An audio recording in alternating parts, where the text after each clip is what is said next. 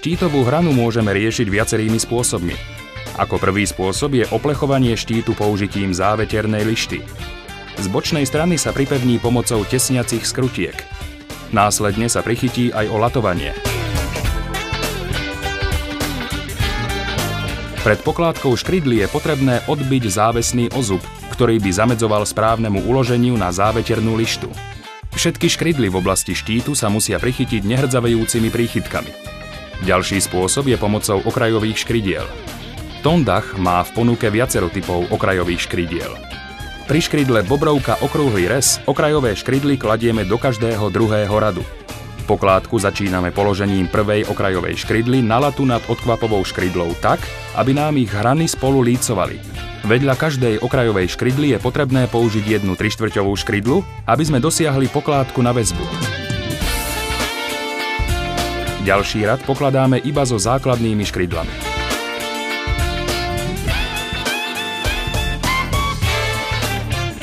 Všetky okrajové škrydly sa musia prichytiť nehrdzavejúcimi príchytkami.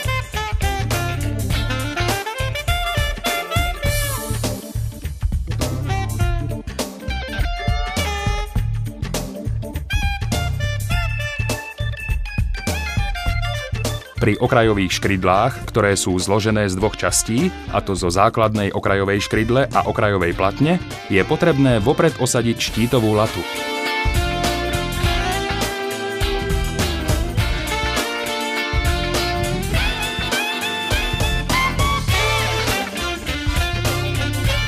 Okrajovú platňu položíme na štítovú latu a prichytíme pomocou nekorodujúcich skrutiek do pripravených otvorov.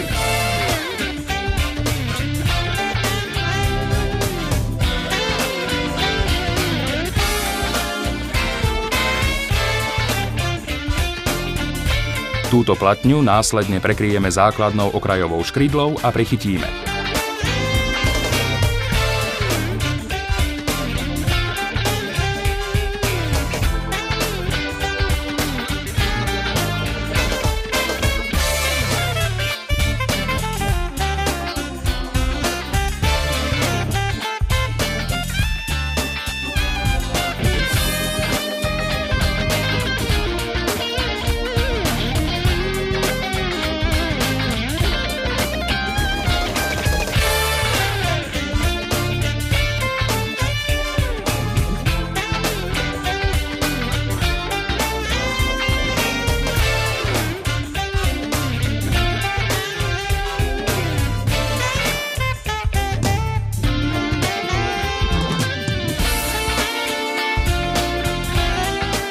Použitím hrebeňovej škrydly v oblasti hrebeňa je potrebné platňu prekryť hrebeňovou okrajovou škrydlou.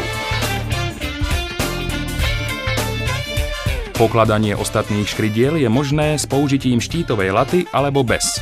Každú okrajovú škrydlu musíme prichytiť nehrdzavejúcimi príchytkami.